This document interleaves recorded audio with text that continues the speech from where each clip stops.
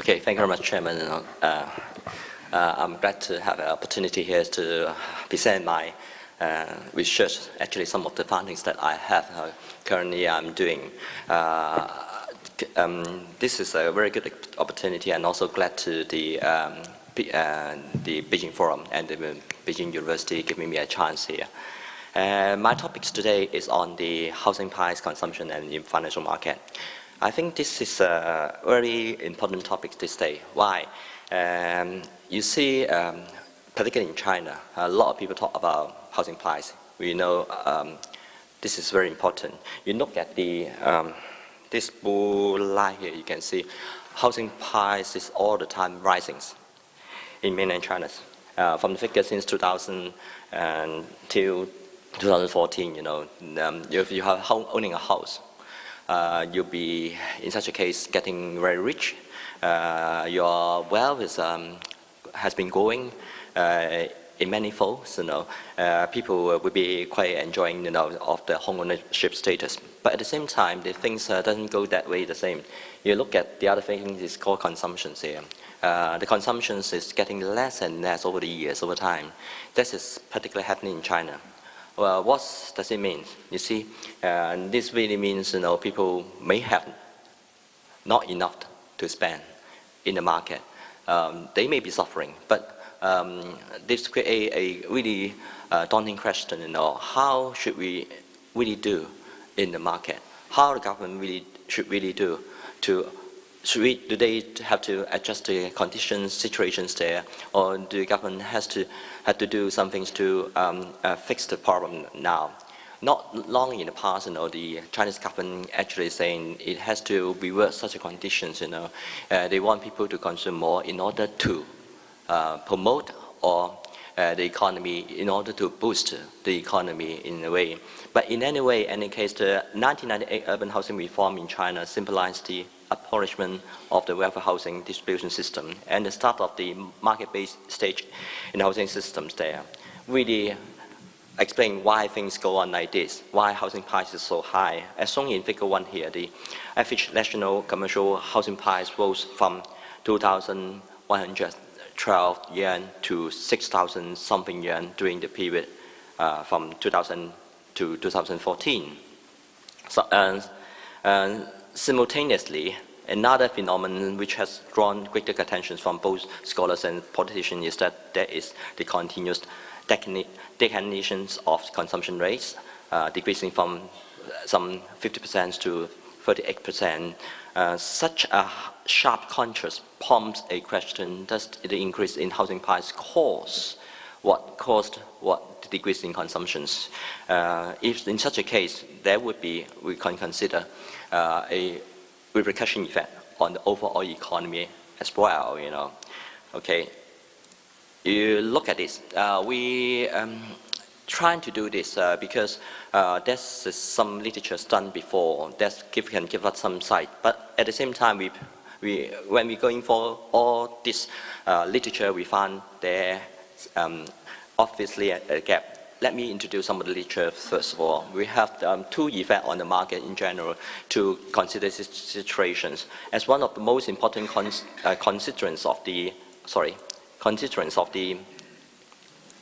in the household wealth, how change in housing price may exert a significant impact on household non-housing consumption has been discussed quite a lot. Among numerous studies, researchers based on the developed countries' data usually identify that housing assets have been has wealth effects. For instance, like Gudoria 2005, Bositic, 2009, etc., etc. They all have shown such kind of effect. However, the results are quite mixed in China in particular. China is the country we want to look at here. Study which suggests housing price may suppress or have no effect on consumptions, far from scare. So there are many other studies as well, like Jen and Wong 2013. All those make us feel that the situation is not quite clear in China, okay, including, as I say, those wealth effect and substitution effect, in that case. Mm. Why there are so much difference in China? Because China is so much different from the developed country. Simply to say that, Western data doesn't necessarily apply to the Chinese situations. China is a sort of developing country. If you can see it that way, you will find, the context of the research actually different. Various traditions in China, consumption idea here also different. Finally, there's one more element. It tends to suggest that most of the researchers they have done the research, but never touch on is is financial market development. This should certainly count in China's situations. Some of the research have done something on financial market development and consumption, but they have nothing to do, or basically, to the best of our knowledge, there's nothing much to put those three things together: housing price, housing wealth, and financial market development, and also the consumptions. If I remember correctly, other than the literature I cited just now, there's one article came out quite recently, about a month or two, on the American Economic Review. This is quite a good journal. We consider generally, if you got one paper there, you can go anywhere, any university basically to get a job there easily. The guy called Aladdin Adin, he published the papers there. He actually worked on housing, wealth, and consumption. That's it. So that means it's still the latest article from the top journals in America still haven't yet got into the specific literature in China, one thing. And also doesn't touch on the housing finance developments, how these things affect the situations, okay?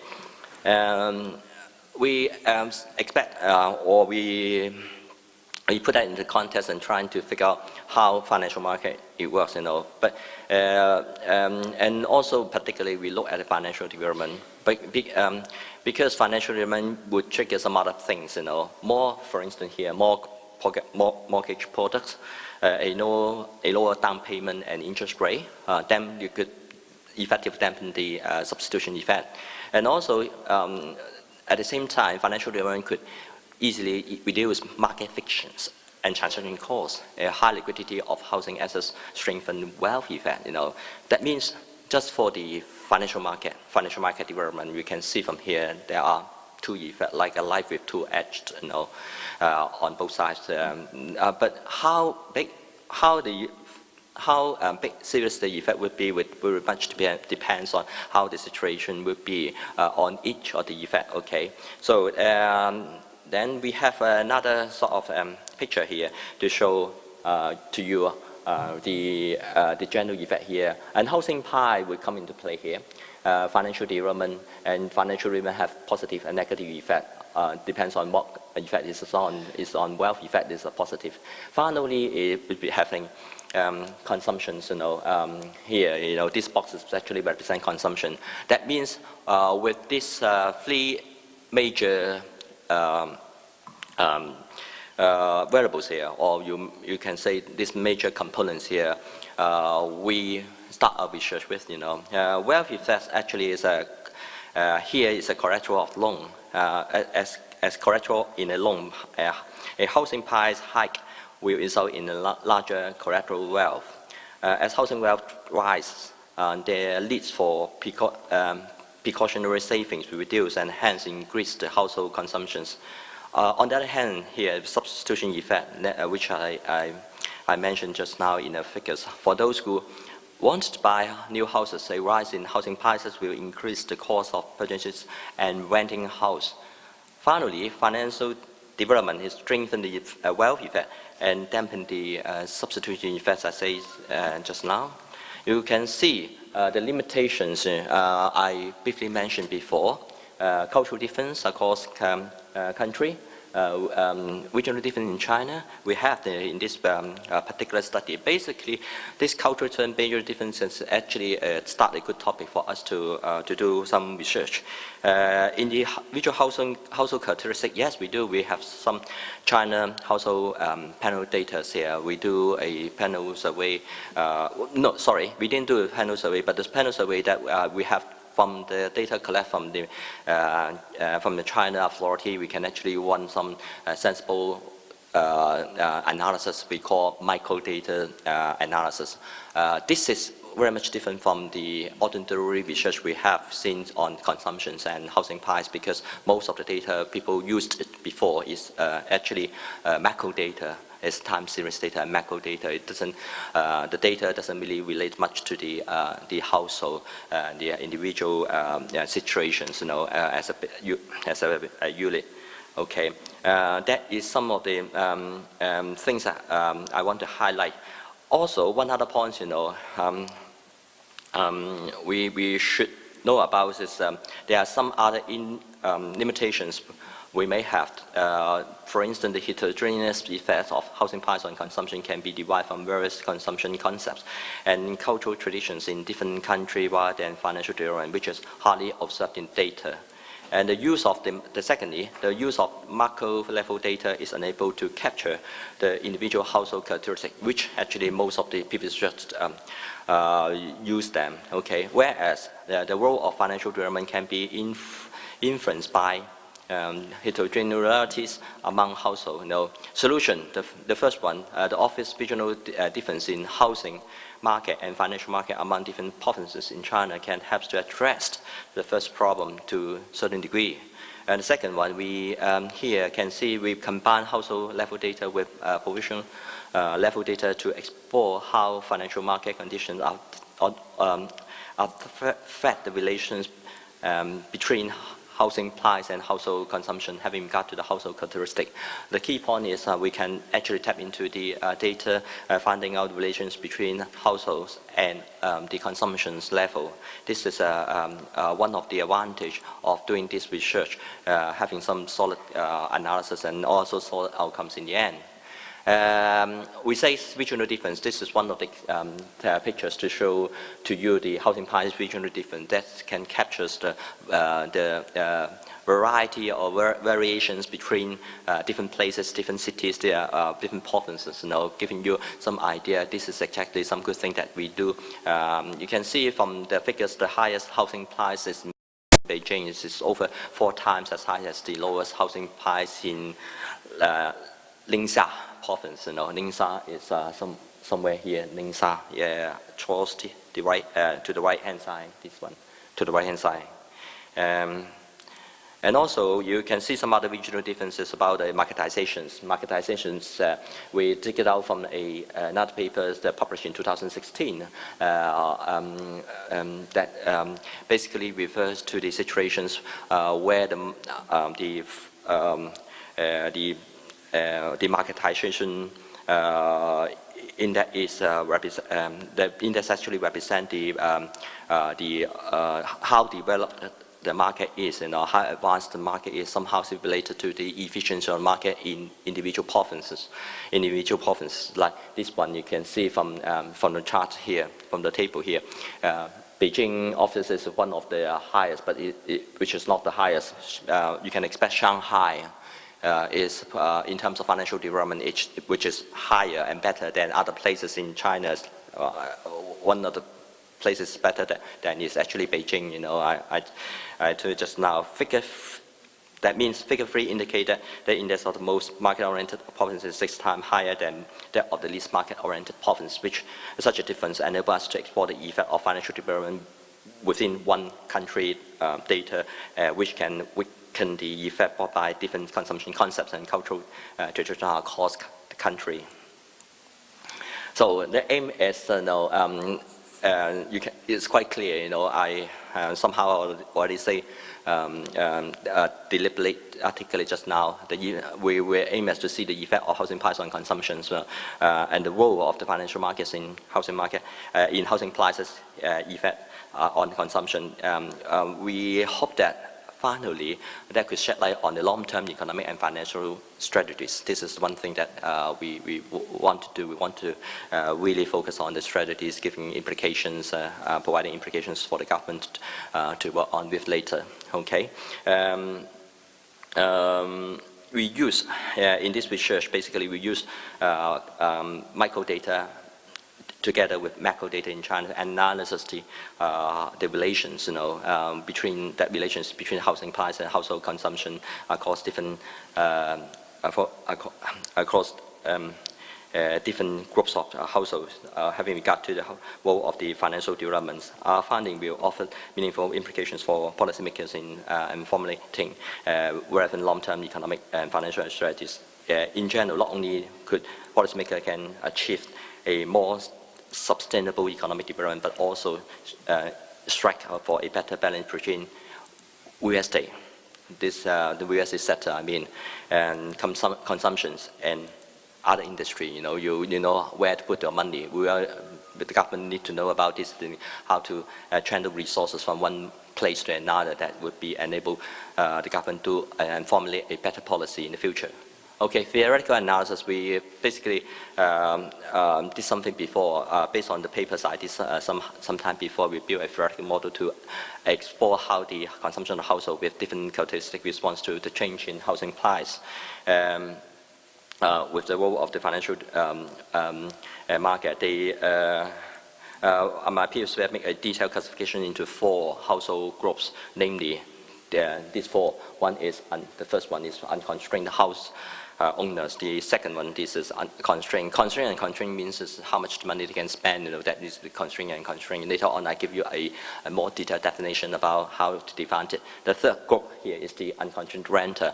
The fourth one is the constrained renters. Basically, the 2 of them here are owners. The last 2 are renters.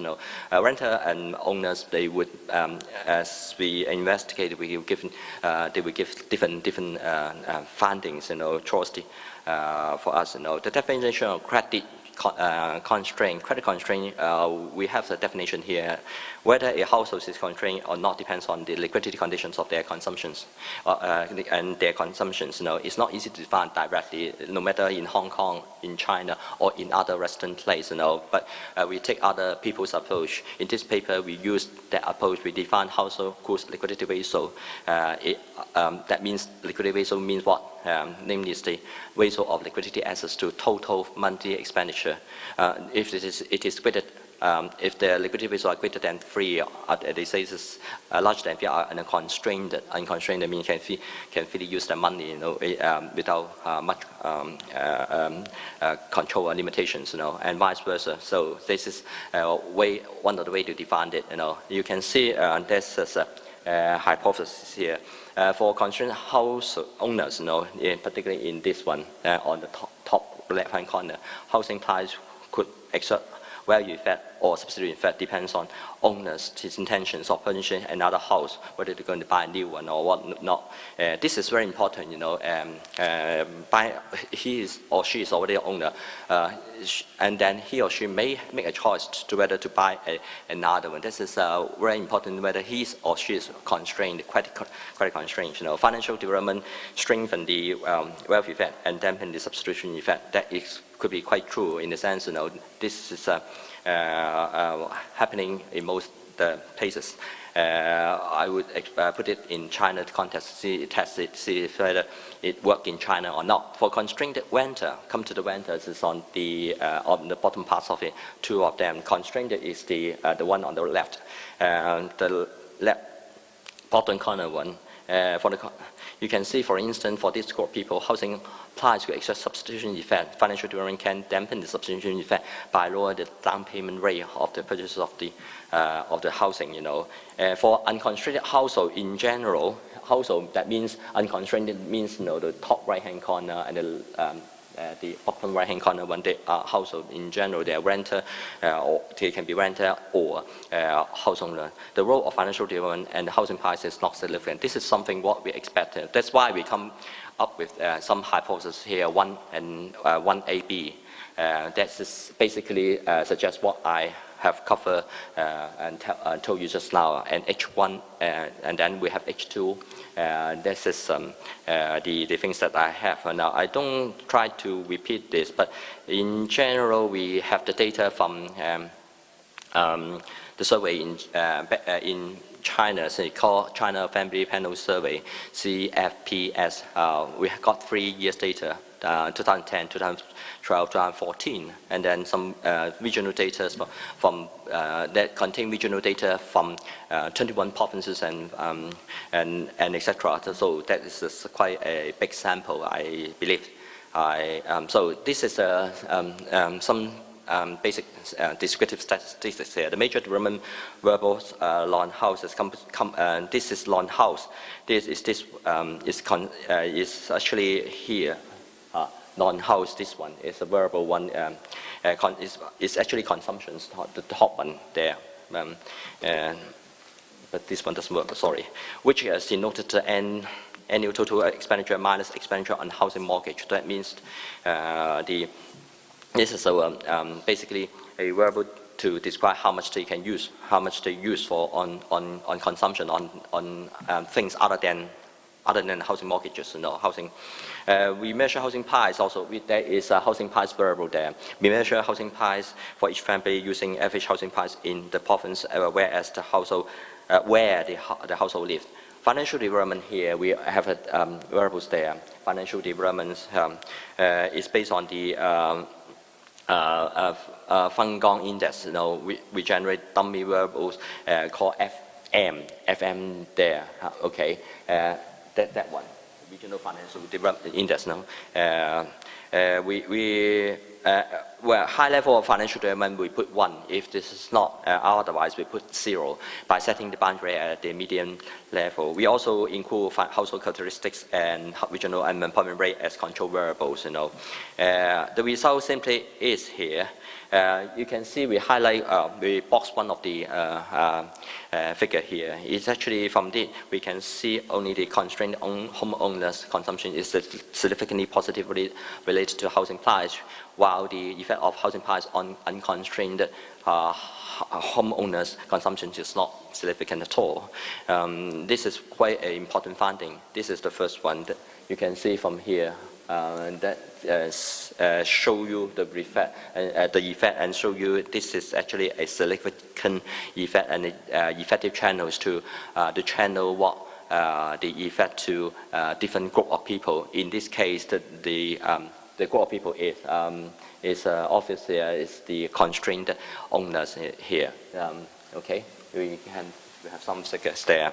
And secondly, we try to do the analysis once again. Since this time we have another table finding. This time, housing price financial market development is positive here. In this case, we boxed the important findings here, and finding significant on the owner's consumption, but not significant on the renter consumption. Again, this means financial market development is again significant, but this time it's on the owner consumption, not on the renter. Okay, so basically financial development in both cases significant and effective on the owners. So this similarly we have another similar pictures here with the results shown on these figures. You can easily find out the result. We summarize the estimation result in figures here. Show that basically housing price financial market is positive and significant on owners' consumptions, but not significant on renters' consumptions. This means only owners' consumptions can benefit from the financial market development, whereas renters are not. In particular, the effect for unconstrained owner is larger. This result is consistent with our hypothesis set before H1B, that is the increasing housing price stimulate owners' consumptions by utilizing their credit constraint. For renters, the coefficients on interactive on the cost term is positive, but not statistically significant, which does not agree with H2B completely. This result suggests the financial market development has no significant effect on both constrained and unconstrained renter. This makes sense in China, since the down payment and the interest rate for buying a house are usually determined by the government rather than by the institutions in the financial market themselves. That's the only hypothesis H2B suggested financial development dampening the substitution effect by lowering down the payment mortgage rate will not hold true in the context of China. In other words, the financial market development has little or no impact on renter. So conclusions now. The positive modern effect of financial development on the transmission mechanism from housing price on consumption is heterogeneous among different households. You can see from this result just now, it is significant among home owners, particularly for those who are being unconstrained, but it's not significant among renter in particular. So this is really much the case. Owners will be subject to financial development. If financial development is better in a place, in the provinces, the cities, the owner could be able to benefit. We have financial implications for this paper, as we first suggest. Financial development could. The implication simply is also encouraging financial development of the financial, encouraging the development of the financial market is beneficial for people to utilize a wide range of financial products and refinance through home mortgages. This helps convert housing wealth into consumption and stimulate the demand for other industry, which in turn balance the development of various industries within and across each region. That is really good. That is something the China government is looking for. China government don't want people to put too much money on buying housing. Instead they want more consumptions to boost the other industry, boost the consumption, for which other industries can be benefited. Local government. Secondly, we have second implications here, particularly on the lower part. Local government can provide some preferential financial policies to stimulate the development of financial markets and help renters to buy houses. We can directly or indirectly attract migrant talents to come to the city and therefore increase the competitiveness. Migrant workers, they normally are renters to start with, but in the long run, if the cities or the provinces are giving some preferential treatment or whatever way to boost the financial market development, hopefully they can help those people from to switch from renter to owners. That would help somehow retain talent migrant. There are many migrants, loads of migrants in different country. Okay. Finally, this is the very last one. Thank you. Our finding will offer meaningful implications for policymakers in formulating relevant long-term economic and financial strategy in general. Not only could policymakers achieve a more sustainable economic development, but it also can strike the balance between real estate sector, which government really looking at it seriously, and also then that balance is between real estate sector and also finally consumptions and other industry. That would be beneficial to the overall development in China. That is something new or something that should have been done now rather than later. Thank you very much indeed. Thank you.